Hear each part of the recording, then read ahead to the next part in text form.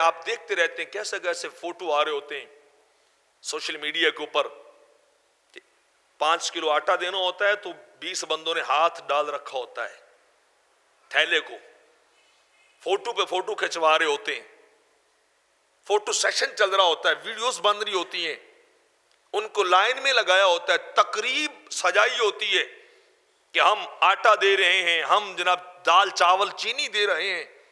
اور پھر ان کو نشر کیا جاتا ہے. اگر کسی فقیر کے لیے کوئی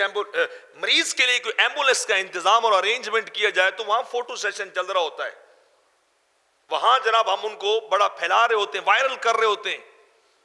کہ ہم دیکھیے جی فقیروں کے ساتھ کتنی مہربانیاں کر رہے ہیں,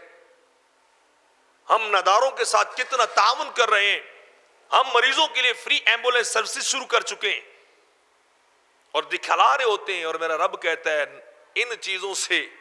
باز آ جاؤ, ان چیزوں کی طرف نہ جاؤ, اللہ کی طرف جاؤ, خدا کو مد نظر رکھو, ورنہ یہ دنیا کا مال دنیا میں رہ جائے گا, یہ دنیا کی ایکٹیویٹیز دنیا کے اندر رہ جائیں گی, اللہ کے ہاں ان کا کوئی اجر نہیں ہوگا,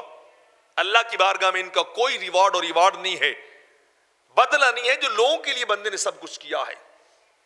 اور اگر خدا کی ذات کے لیے انسان چھوٹے سے چھوٹا عمل کر لے, 1 روپے بھی خرچ کر لے, تو رب کائنات اسے آپ کے لیے اور میرے لیے سنبھال کے رکھ لیتا ہے, سنبھال کے رکھتا ہے کہ میرے بندے نے میرے لیے مال خرچ کیا ہے, بندے نے میرے لیے سب کچھ کیا ہے.